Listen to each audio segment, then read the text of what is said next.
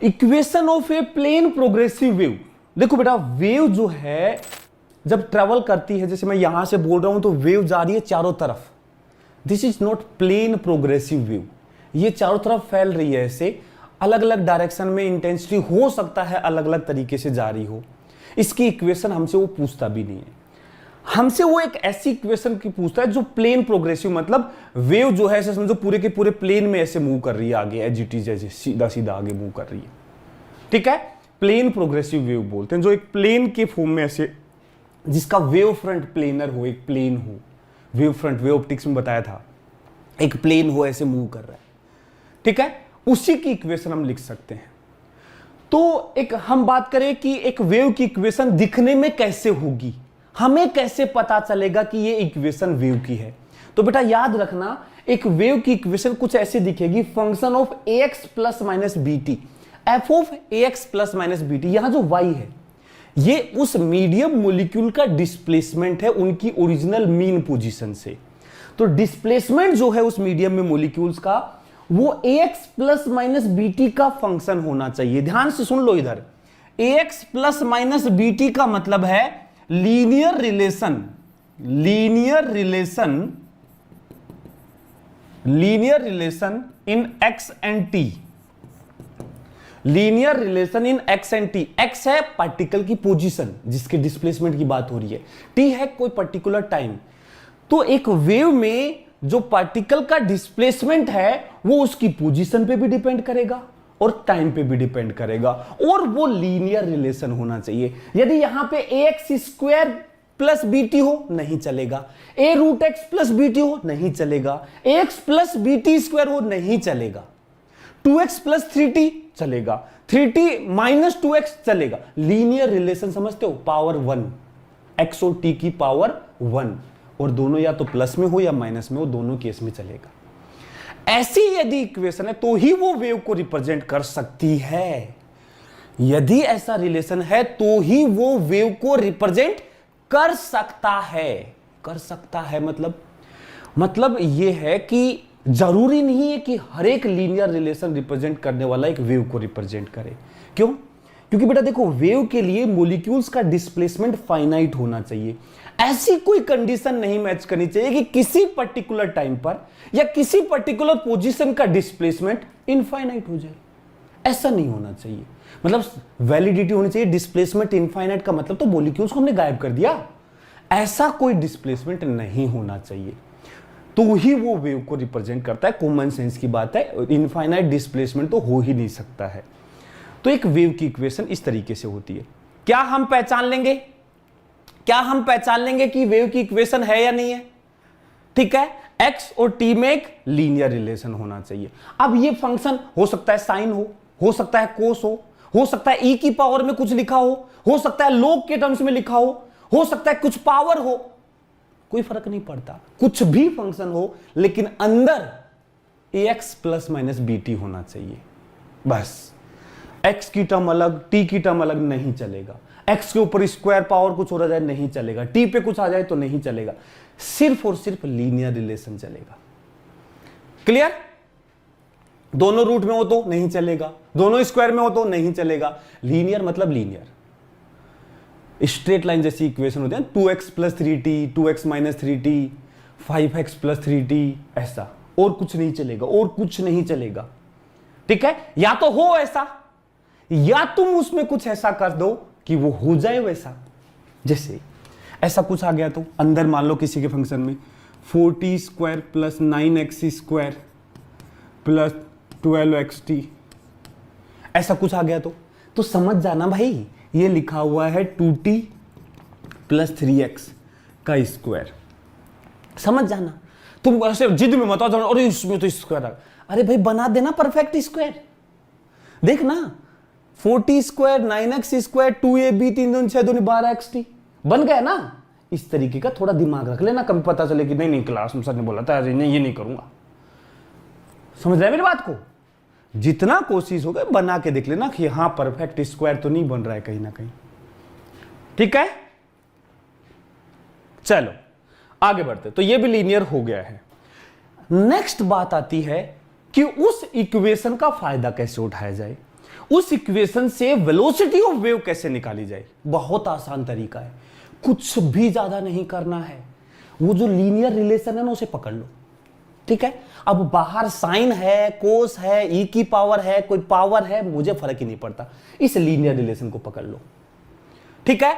इस linear relation में एक x का कोफिशिएंट है, यहां उसको मैंने a बोला है, एक t का कोफिशिएंट है, यहां उसको मैंने b बोला है। ये कोफिशिएंट प्लस का भी हो सकता है, माइनस का भी हो सकता है, ठीक है।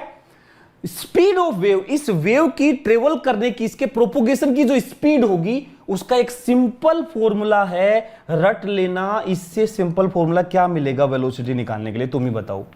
Negative of coefficient of t upon coefficient of x। Negative of t का कोफिशिएंट, निगेटिव, ये माइनस खुद से लगाना है अपने पास से, t का कोफिशिएंट यदि प्लस b है तो प्लस b लगाओ, माइनस b है तो माइनस b लगाओ, जो है वो रखो, कोई अपनी तरफ से प्लस माइनस कुछ अपनी तरफ से मत वो करना, ये बस ये माइनस लगाना है। तो प्लस है तो प्लस का, माइनस है तो माइनस का, x का कोफिशिएंट प्लस का है तो प्लस का, माइनस का है तो माइनस का।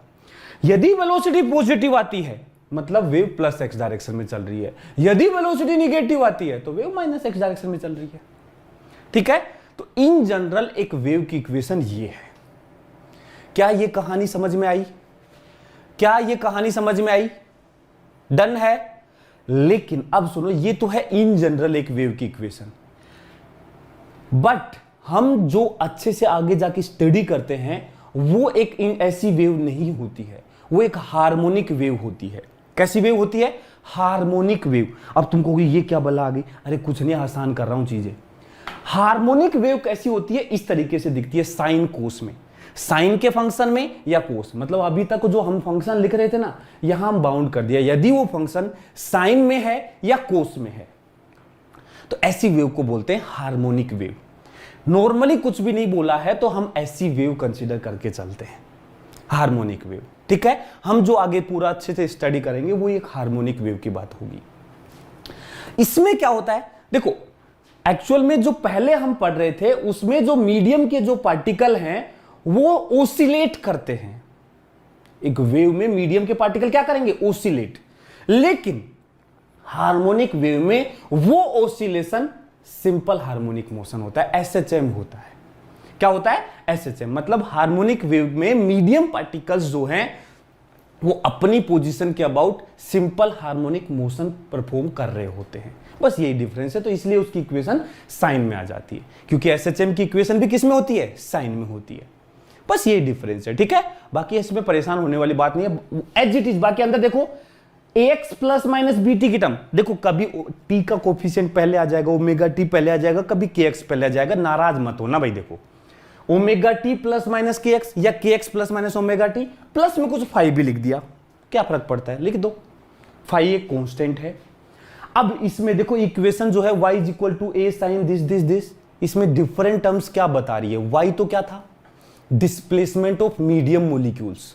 जो मीडियम पार्टिकल, एक रस्सी में हमने ऐसे वेव भेजी, तो ये वाला जो पार्टिकल है इसका किसी टाइम पर इसका डिस्प्लेसमेंट, ये वाला जो पार्टिकल है किसी टाइम पर इसका डिस्प्लेसमेंट, ये जो है y को रिप्रेजेंट कर रहा है। a क्या है? a बताता है कि ये जो मोलिक्यूल्स अपनी जगह एसएचएम कर रहे हैं, इस एसएचएम का एम्पलीट्यूड, या मैं बोलूं इन मोलिक्यूल्स का जो मैक्सिमम डिस्प्लेसमेंट है दैट इज a। ये है मैक्सिमम डिस्प्लेसमेंट एम्पलीट्यूड। ये जो साइन के अंदर पूरा लिखा हुआ है ये फेज एंगल है, जैसे नॉर्मल एसएचएम में होता है फेज एंगल, पूरा का पूरा जो लिखा हुआ है फेज एंगल है।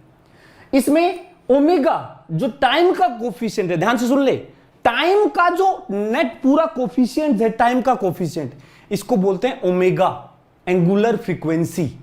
ओमेगा 2πf के इक्वल होता है। किसके इक्वल होता है? 2πf। फॉर्मूला याद करता जाइए, ये जो फॉर्मूले है ना वेव की जान है, सच बता रहा हूं। Omega is equal to 2πf। दूसरा है देखो ये kx, जरूरी नहीं है कि यहां kx हो, यहां ky भी हो सकता है, यहां kz भी हो सकता है, यहां kr भी हो सकता है। मतलब ये जो x है ये बता रहा है कि वेव किस लाइन के अलोंग चल रही है।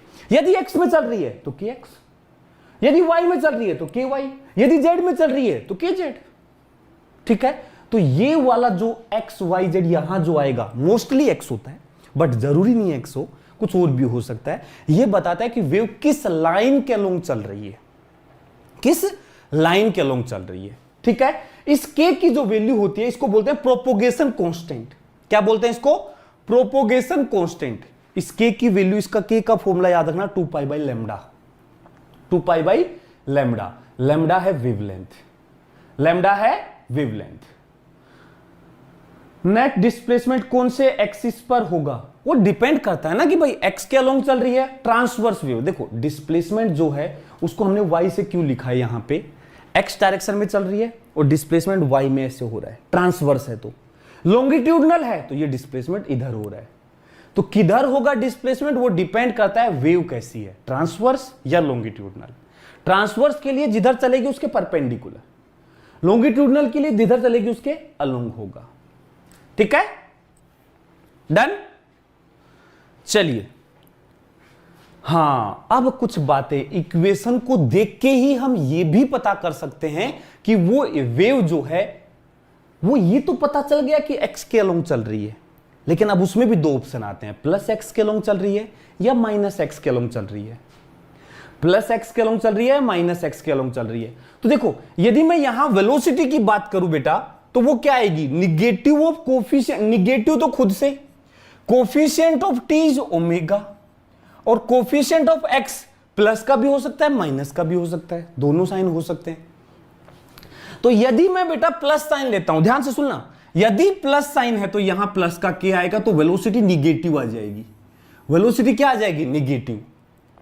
यदि मैं माइनस के लेता हूं तो माइनस माइनस प्लस हो जाएगा, पॉजिटिव आ जाएगी। मतलब यदि टी के कोफिशिएंट और एक्स के कोफिशिएंट का साइन सेम है, मतलब दोनों के बीच में प्लस साइन है, सेम साइन के, सेम कोफिशिएंट है प्लस प्लस के, तो वेव की वेलोसिटी निगेटिव आ रही है। तो ध्यान से सुन ले, जब इन दोनों के बीच में ये प्लस साइन आ रहा है तो माइनस एक्स के अलोंग चलेगी, वेलोसिटी निगेटिव आ गई।